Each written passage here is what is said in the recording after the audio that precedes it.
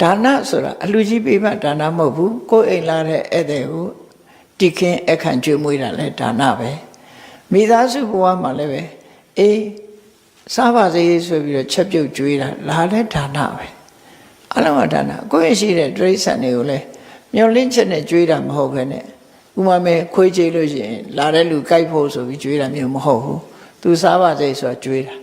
ကြောင်ကျွေးရင်လည်းပဲကြွက်ခုံနိုင်အောင်ဆိုတဲ့ကျွေးတာမဟုတ်ဘူးသူကသူစားနေတော့မယ်ဆိုတဲ့အကျဉ်းတရားနဲ့ကျွေးတာဆိုရင်ဒါဒါနတွေပဲတိရစ္ဆာန်လူတဲ့ဒါနဟာအစတရားအကျိုးပေးတယ်လို့မြတ်စွာဘုရားပြောတယ်အစတရားဆိုတာဟာနဲတာမှမဟုတ်တာနော်ကိုကတစ်ခါလုပ်ရင်အစတရားလူတွေကတော့ထင်လိုက်ပဲကိုတစ်ခါလုပ်တာအစတရားမများလို့မလားဆိုမများဘူးဘာကြောင့်မများဘူးလို့ပြောရတော့ဆိုရင်ကိုလက်တွေ့ကြည့်ပေါ့တရစီလေးတစ်စီပဲဆိုင်တစ်စီဆိုင်ရင်တရသီးကတစ်လုံးပဲသီးတင်တာပေါ့ဘယ်ဟုတ်မလဲတရစီတစ်စီဆိုင်လိုက်တာနဲ့တရပင်ကသီးလိုက်တာထောင်ချီဖြစ်နေတယ်အကျိုးဆိုတာအဲ့လိုတူပွားလာနော်တူပွားလာဒါနကောင်းမှုကအဲ့ဒီတစ်ပင်စိုက်တာနဲ့အလားတန်တူတယ်ပေါ့ကိုစိုက်တုန်းကတစ်စီပဲစိုက်တယ်သို့တော့ရလာတဲ့ fruition တွေ fruit ပေါ့နော်အကျိုးတရားတွေကြတော့များများအမြောက်များစွာရတယ်လို့အေးလူသားတယောက်ကိုချင်းသီလမရှိတဲ့လမ်းပေါ်ကလူတယောက်ကို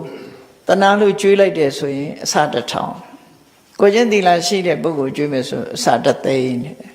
ဒီလိုတုံ့ပြန်မှုတွေအားတွေကတော့မတူတတ်ဘူးဒီလိုမတူခြင်းဟာဘာကြောင့်လဲဆိုရင်အေးလေ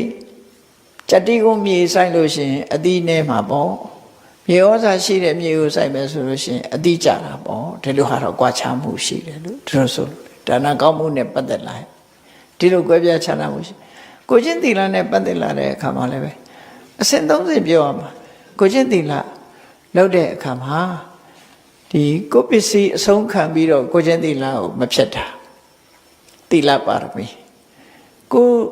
အင်္ဂါခြေလက်အဆုံးခံပြီးကိုချင်းသီလကိုထိမ့်သိမ်းဆောက်ရှောက်တာသီလဥပပါရမီ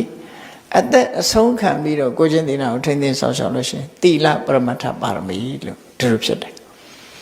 အဲ့တော့ကိုချင်းသီလလည်းကောင်းတယ်ဒါနကောင်းမှုလည်းလုပ်တယ်ဆိုတဲ့ပုဂ္ဂိုလ်တွေဟာနန္ဒီနောဒေဝလောကသမိနတ်ပြည်မှာဝမ်းမြောက်ဝမ်းသာဖြစ်ကြမှာအဲ့တော့နတ်ပြည်ရောက်တယ်ဆိုတာကုသိုလ်အများကြီးကြည့်အောင်လိုတာမဟုတ်ဘူးသူကဒီ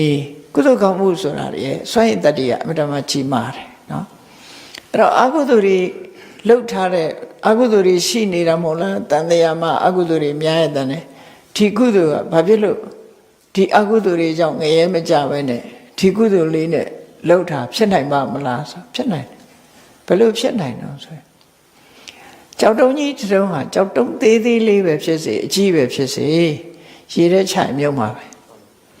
သို့တော့လှေပေါ်တင်ကြည့်ပါလားအကြီးကြီးလဲလှေနဲ့တင်သွားရမမြုပ်တော့လှေဆိုတာရှိတယ်လှေသင်္ဘောပေါ်မှာတင်သွားလို့ရှိရင်ကြောက်တုံးအကြီးကြီးဟာလည်းမမြုပ်ဘူးအသေးလည်းမမြုပ်ထို့တူပဲကုသိုလ်ကောင်းမှုရှိတဲ့ပုဂ္ဂိုလ်ဟာဘယ်ကြမသွားဘူးလို့ဆိုလိုတယ်ပေါ့